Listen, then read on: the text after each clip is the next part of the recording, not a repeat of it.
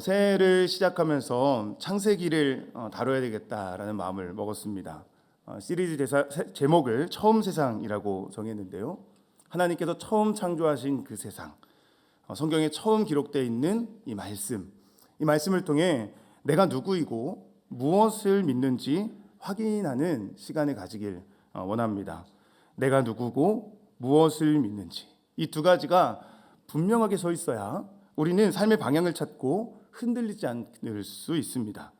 창세기 1장부터 4장의 이 말씀을 통해 우리에게 또 하나님 새롭게 주시는 은혜가 있기를 축원합니다. 오늘은 믿음의 기초 점검이라는 제목인데요. 창세기 1장 1절 말씀을 함께 나누겠습니다. 창세기는 성경의 첫 책입니다. 개혁주의 신학을 표방하는 우리 교단에서는 이 창세기 저자를 당연히 모세로 받아들입니다. 모세가 창세기, 출애굽기, 레위기, 민수기, 신명기 이 5경을 기록했다고 믿는 거죠. 그에게 특별한 영감을 주셔서 기록한 정확하고 오류가 없는 정확무오한 하나님의 말씀이라고 우리는 믿습니다. 그 이유는 성경에 있죠. 출애굽기 24장 4절, 신명기 31장 9절, 그리고 요한복음 5장 46절과 47절을 보면 모세가 성경의 저자라고 분명하게 기록되어 있습니다. 유대교 전통에서도 모세를 저자로 받아들여 왔죠. 그들의 조상 시대부터 오경의 저자는 모세라고 인정해 왔다는 겁니다. 그런데 오늘날에는 이런 사실로 믿어져 오던 것들에 대해 의심하는 일들이 일어나기 시작했어요.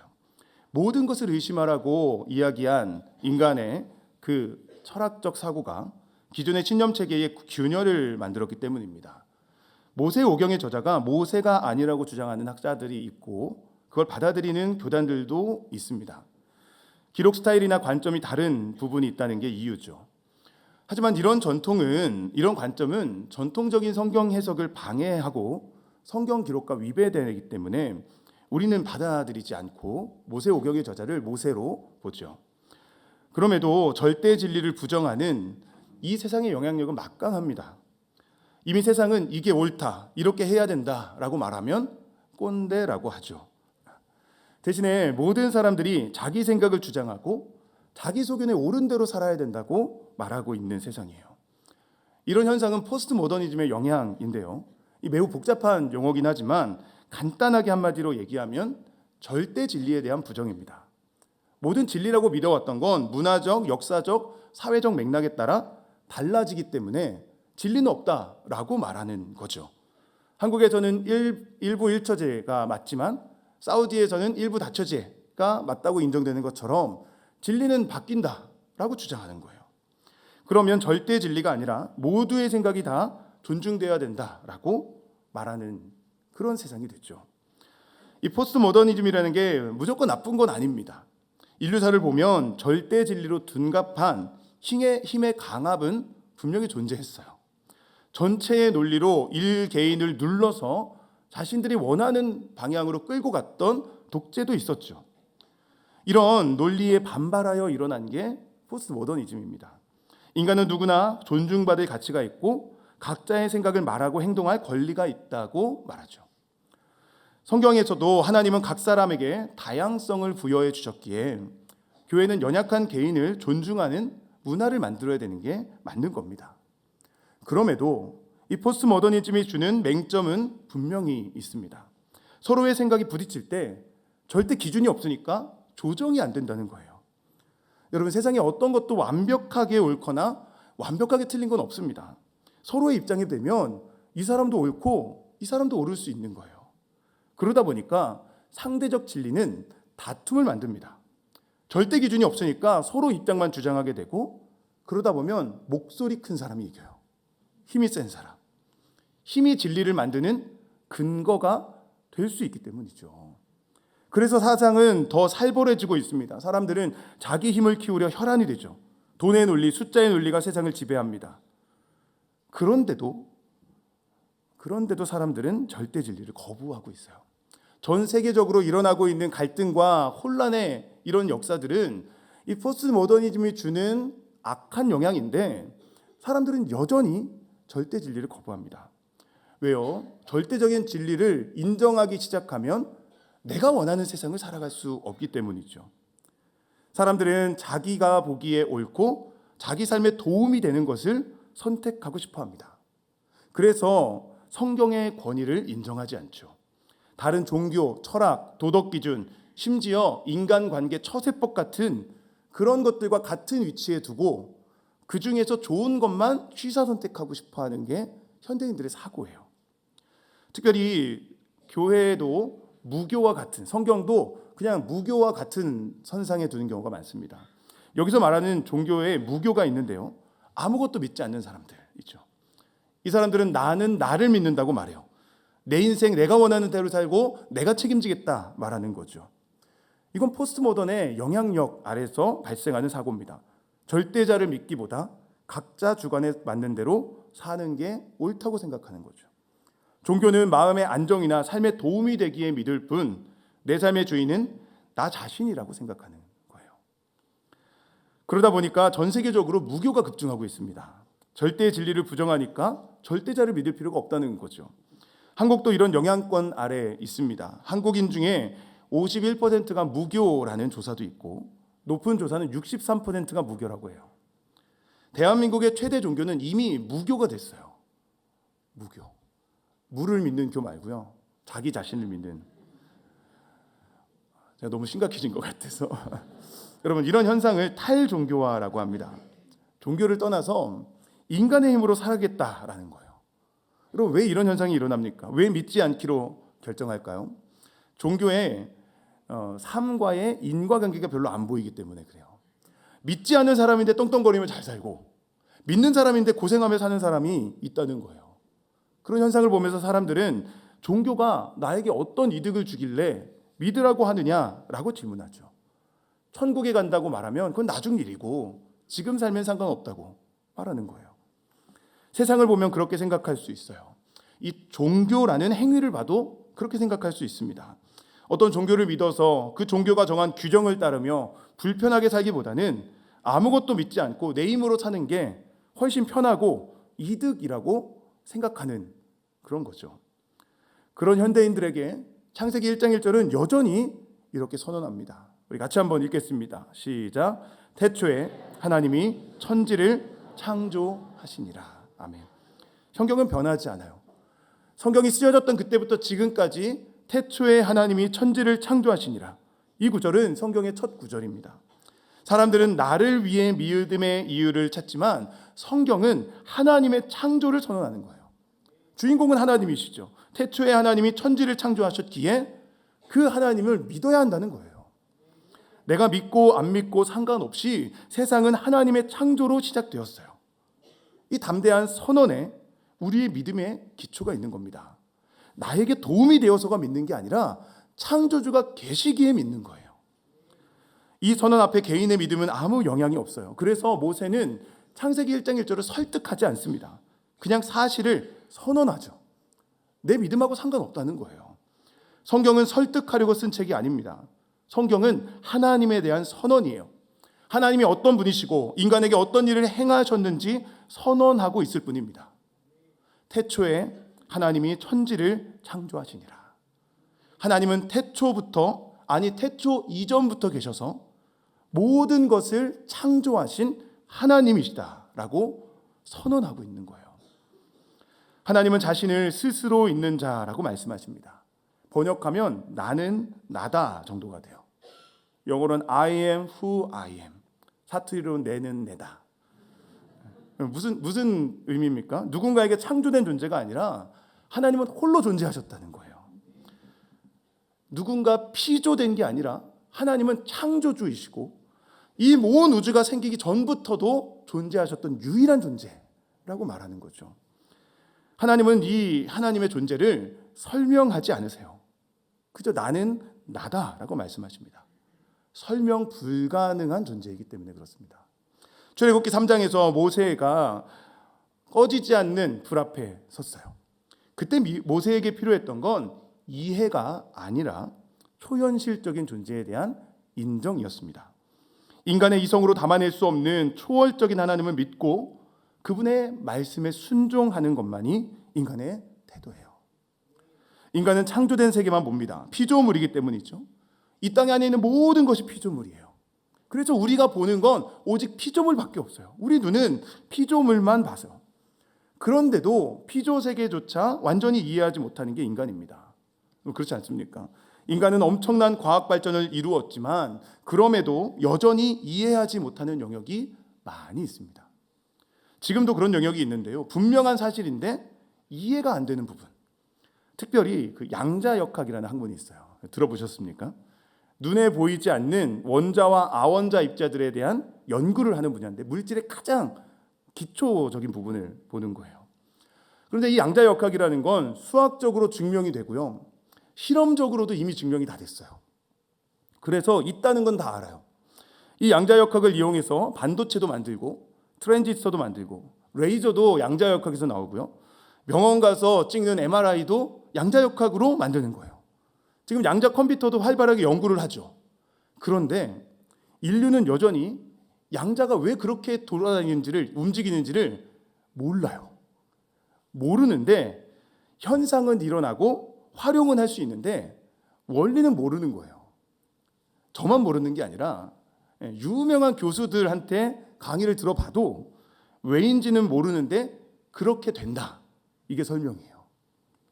인간의 직관과 경험을 뛰어넘는 현상이 그 원자의 세계에서 발생하는 거죠. 신비의 영역입니다. 인간이 완전히 이해할 수 있을까요? 아직은 답할 수 없죠.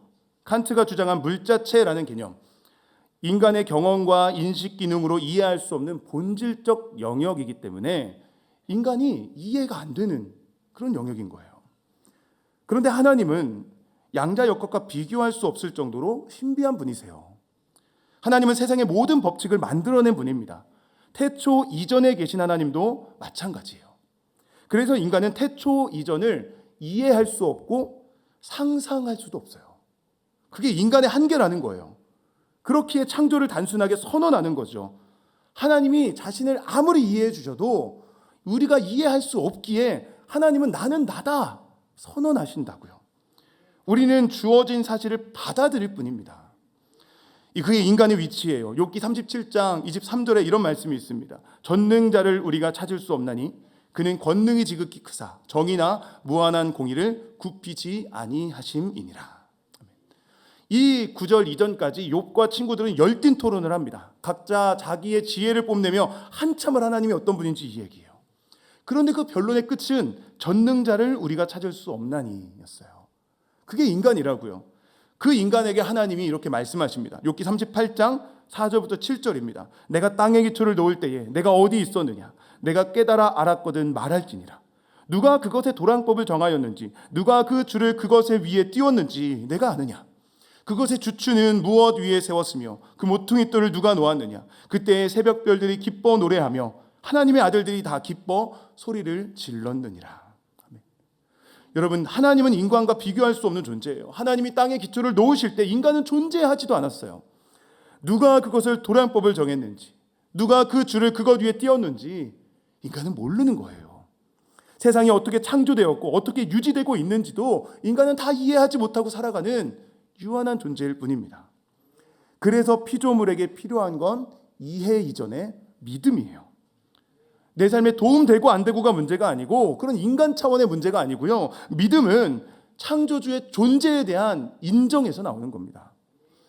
여러분 생각해 보십시오. 하나님이 정말 살아계시다면, 그분이 정말 세상을 창조하셨다면, 그리고 성경에서 말하는 마지막 심판의 날이 지금도 다가오고 있다면 인간에게 믿음은 선택이 아니라 의무예요. 왜 그렇죠? 오직 믿는 사람만이 천국에 가기 때문에 그래요. 예수천국, 불신지옥, 명확한 진리예요. 믿음의 기초가 무엇인지를 보여주는 거죠. 여러분, 왜 믿는 자는 천국에 가고 믿지 않는 자는 지옥에 갈까요? 신학적으로 많은 설명을 할 수 있어요. 그런데 가장 정확한 설명은 하나님께서 그렇게 정하셨기 때문이에요. 창조주의 결정 앞에 피조물은 순종할 뿐입니다. 내가 믿고 안 믿고 선택하는 게 아니에요. 이해되어야 믿는 것도 아닙니다. 믿음은 내 여부와 상관없이 하나님이 창조하신 세상 속에서 우리가 받아들여야 하는 겁니다. 마지막 날 심판하시는 하나님을 믿고 받아들이는 거예요. 세상을 보세요. 여러분, 이 세상이 그냥 존재했을까요? 세상을 보면, 이 세상 안에 돌아가고 있는 그 놀라운 오묘한 섭리들을 보면 우린 신의 존재를 인식할 수밖에 없고, 그 신이 누구인지는 성경 말씀이 우리에게 알려주는 거예요. 그걸 받아들이는 게 우리의 자세라는 거죠. 창조와 진화에 대해서 이 관점을 가지고 바라봐야 합니다. 여러분, 성경은 하나님의 창조를 선언합니다. 반면에 과학은 생명체의 진화를 만들어죠. 요즘에는 이 두 가지의 간극이 커서 이 둘을 조화시키려는 시도들이 있습니다. 성경과 과학의 중간지대에 유신진화론, 점진적 창조론, 여러 가지 이론들을 제시하는 사람들이 있어요. 조화를 시키려고 하는 거죠. 성경과 과학의 조화. 그래서 유신진화론에서는 하나님이 진화를 시작하셨다고 말해요. 창세기 1장에 나오는 각기 종류대로 창조하셨다는 게 진화의 첫 생물을 창조하셨다는 거죠. 그럼 그 다음에 점점 진화가 돼서 지금 우리처럼 많은 생물군이 만들어졌다. 좀 납득된다고 생각하십니까? 점진적 창조론도 비슷해요. 하나님께서 수십억 년 전에 세상을 창조하시고 특정한 시기, 빙하기, 무슨 기, 이 시기마다 개입하셔서 조금씩 동물들을 새롭게 창조하셨다는 거예요. 공룡을 멸종시키시고 그 다음에 인간을 창조하시고 이렇게 했다는 거죠. 이 두 가지 관점들은, 또 이런 비슷한 관점들은 창조를 그대로 믿지 않고 과학과 연결하려고 시도하는 거예요. 여러분, 이런 시도들을 어떻게 받아들여야 될까요? 과학을 성경에 적용해야 되는 것일까요? 진화는 아니어도 유신진화론 정도는 받아들일 수 있다고 해야 될까요? 만약 진화 과정에 아담과 하와가 있었다면 어떻게 되는지 한번 생각해 보죠. 진화론은 인간이 단세포 동물에서 진화했다고 주장하죠. 그러다가 약 6,500만 년 전에 최초의 영장류가 출현했고, 약 400만 년 전에 최초의 직립보행을 하는 오스트랄로피테쿠스가 출현했다고 설명해요. 옛날에 들어본 적 있으시죠? 이후 시간이 지나면서 크로마뇽인이 되고 호모사피엔스로 진화했다고 가르치죠. 유신 진화론은 이런 진화의 관점에서 아담과 하와를 설명해요. 신의 존재를 깨달은 사람이었다라고 설명하고, 또는 어떤 신이 특별히 영혼을 부여하는 사람이 아담과 하와였다 주장합니다. 또 어떤 사람들은 인류의 대표라는 상징성을 가진 상상의 존재가 아담과 하와다 이렇게 말해요. 여러분, 그렇게 되면 인간을 창조하셨다는 하나님의 설명은, 이 성경의 설명은 가짜가 되고요, 인간의 원죄도 부정될 수밖에 없어요. 만약에 그게 맞다면 인류의 진화 과정에서 아담과 하와는 어디 있을까요? 신의 존재를 깨달았다면 네안데르탈인 정도 될까요? 현생 인류와 비슷하다면 크로마뇽인 정도 돼야 되고요. 호모사피엔스, 우리 지금 인간을 얘기하는 호모사피엔스의 시작이라고 그러면 아담과 하와는 원시인같이 되는 거예요. 더구나 아담과 하와는 하나님의 형상으로 창조되었다고 성경에서 말합니다. 그러면 하나님의 형상이 시간이 가면서 진화하는 걸까요? 그렇게 부족한 존재로 하나님이 창조하셨을까요? 아니죠. 하나님의 형상은 완전하기에 인간은 진화가 필요 없는 거예요. 과학이 제시하는 많은 자료들이 있습니다. 초기 인류의 흔적, 화석, 벼 조각, 여러 가지가 있죠. 지구의 나이를 설명하기 위한 연대 측정법도 많이 있습니다. 그런데 그런 자료들의 맹점은 완전히 검증된 건 아니라는 거예요. 과학은 지속적으로 발전해 왔습니다. 이전에는 진리로 여겨지던 것이 나중에는 바뀐 경우는 수도 없이 많아요. 그게 과학이죠. 코페르니쿠스가 지동설을 주장하기 전까지 인류는 하늘이 돈다고 믿었어요. 피타고라스가 지구가 둥글다고 주장하기 전까지 인류는 지구의 끝은 절벽이라고 믿었습니다. 그게 인간의 한계고 과학의 한계예요. 과학을 통해 인간은 진리를 발견해 가고 있을 뿐이지 다 발견한 건 아니에요. 지금도 과학계의 이전의 이론을 뒤집는 많은 발견들이 일어나고 있습니다. 그게 과학의 성취죠. 과학을 무시하려고 이런 얘기를 하는 게 아니에요. 과학이 완전한 진리는 아니라는 말을 하는 거예요. 인간의 한계 때문이죠. 그렇다면 아직 완전한 진리가 아닌 과학에게 우리의 구원의 문제, 인생의 심판을 맡길 수 있습니까? 중요한 문제예요. 세상이 무식하다고 말할지라도, 무언가 사람들이 조롱하는 것 같이 보일지라도 우리는 성경의 진리를 믿는 것이 훨씬 더 유익하다고 생각하고 그것을 따르는 거예요. 진화론의 주장을 하는 그런 자료들이 많은 것처럼 진화론의 맹점을 드러내는 자료도 많습니다. 여러분, 인간은 모든 것을 알지 못해요. 창조와 진화의 논쟁은 결국 믿음의 문제입니다. 사람들은 창조론이 믿음의 영역이고 진화론은 과학이라고 말하지만 실제로 그렇지 않아요. 창조론도 믿음의 영역이고 진화론도 믿음의 영역이에요. 론이요. 둘 다 론입니다. 하나의 이론일 뿐이에요. 유사 진화론도 마찬가지죠. 인간은 내가 무엇을 믿을지, 아니 나의 영혼을 어디에 걸지, 나의 인생이 무엇을 쫓아갈지 결정해야 되는 존재예요. 여러분은 무엇을 믿기 원하십니까? 인간의 과학적 발견과 추론을 믿기 원하십니까? 아니면 하나님이 주신 성경의 말씀을 믿기 원하십니까? 하나님은 이 선택을 개인에게 맡겨두셨어요. 매우 중요한 부분입니다. 여러분, 하나님은 인간에게 자유의지를 주셨습니다. 창조도 진화도 누구나 원하는 대로 생각하고 그걸 따라 살아갈 수 있어요. 남을 정죄할 필요도 없고 내 생각을 강요할 필요도 없습니다. 하나님이 나에게 주신 지혜를 가지고 내가 믿을 걸 결정하는 거예요. 그리고 그 결정이 진리라고 믿는다면 우린 여유로워야 돼요. 내 믿음과 상관없이 창조는 사실이고 종말도 사실이니까요. 그 사람이 믿든 안 믿든 상관없이 하나님은 하나님이시고 이 땅에 심판이 있으니까요. 정죄하고 손가락질할 필요가 없어요. 그저 우리는 모세처럼 담대하게 선언할 뿐입니다. 하나님이 창조하셨다고, 하나님이 세상을 다스리신다고 선언하며 우리의 삶으로 창조주 하나님을 믿고 이 땅을 통치하신 하나님을 믿고 마지막 심판을 기다리며 살아가는 것, 거기에 우리의 믿음의 기초가 있는 겁니다. 여러분, 삶이 불안한 분들이 있어요. 어떻게 살지 몰라 답답한 분들이 있습니다. 그렇다면 하나님의 창조를 붙드십시오. 하나님은 이 땅을 창조하시고 지금도 다스리고 계시다는 성경의 진리를 믿으세요. 그때 인생은 창조의 신비 속에 안정감을 누릴 수 있습니다. 무에서 유를 창조하신 하나님께서 내 인생도 새롭게 창조하실 능력을 있음을 믿고 살아갈 수 있는 거예요. 그런데 그 믿음이 없잖아요. 그러면 진화론의 논리를 따라 살아가야 돼요. 여러분, 진화론이 무엇을 이야기하죠? 우월한 유전자가 살아남는다고 말해요. 그래서 지금 우리 사회가 가지고 있는 경쟁주의가 발생했죠. 남보다 앞서야 살아남는다, 우월해야 생존한다고 몰아세우는 그 문화 속에 인간은 더 우월한 존재가 되려고 끊임없이 싸우고 있어요. 평생에 걸쳐서 경쟁하며 그 안에 서로가 서로를 아파하게 만드는 그 세상 속에 살아가고 있죠. 거기에 평화가 있을까요? 거기에 바른 삶이 가능할까요? 사랑하는 우리 양문의 성도 여러분, 창조를 믿어야 세상에 쫓기지 않습니다. 창조가 있어야 마음의 평안을 얻을 수 있어요. 창조를 믿어야 의미 있는 삶, 바른 삶을 살아갈 수 있습니다. 그렇지 않으면요, 남을 사랑할 수 없어요. 내가 앞서가야 되는데요, 내 것을 어떻게 남에게 내어줍니까? 우리는 바른 삶을 살아야 합니다. 무엇이 바른 삶입니까? 세상이 말하는 대로, 각자 기준대로, 원하는 대로, 자기 원하는 대로 살면 그게 바른 삶입니까? 그렇지 아니에요. 인간에게 부여된 창조주의 창조 목적을 따라 사는 것이 바른 삶이에요.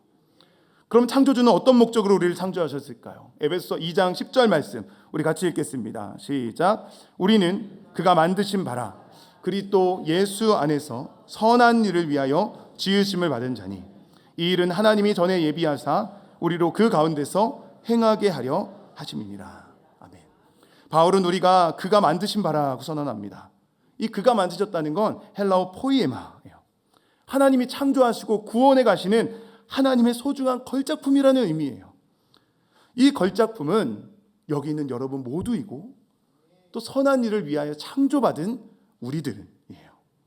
삶의 목적은 여기 있어요. 자기 마음대로 사는 게 아니고요, 창조주 하나님을 믿으며 선한 일을 위하여 사는 거예요. 나를 위해 사는 인생이 아니라 하나님을 사랑하고 이웃을 사랑하는 인생을 살아가는 거죠. 여러분, 걸작품답게 살아야 됩니다. 삶의 기준을 높이세요. 그냥 어느 정도 제한 짓고 어느 정도 종교 생활하고 그 정도의 삶 말고요, 세상을 바꾸는 선한 일을 하는 사람이 되기를 여러분 꿈꾸십시오. 우리는 창조주 하나님의 자녀들이에요. 창세전부터 예비하신 하나님의 포이에마 걸작품들이에요. 지금 이 시대에 이 땅에 빛을 비추며 살라고 하나님이 지금 이 땅에 태어나게 하신 하나님의 걸작품들이라고요. 걸작품다운 꿈을 갖고 걸작품답게 살아야죠.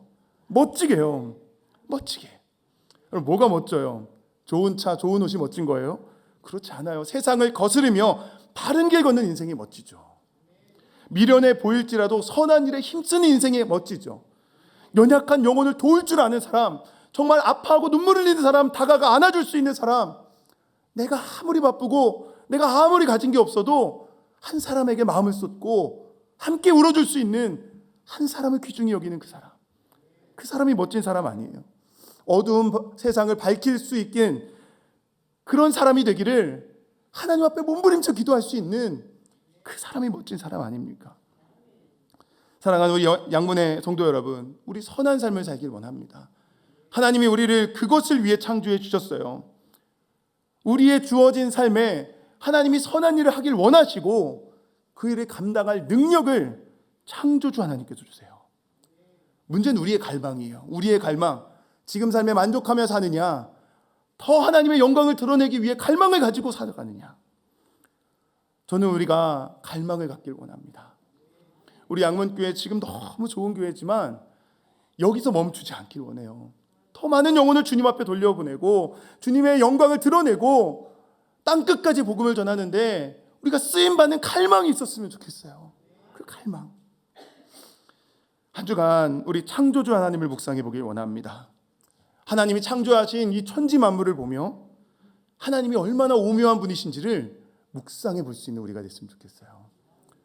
과일을 먹을 때도 그 과일이 얼마나 예쁜지를 한번 보세요. 얼마나 오묘한지.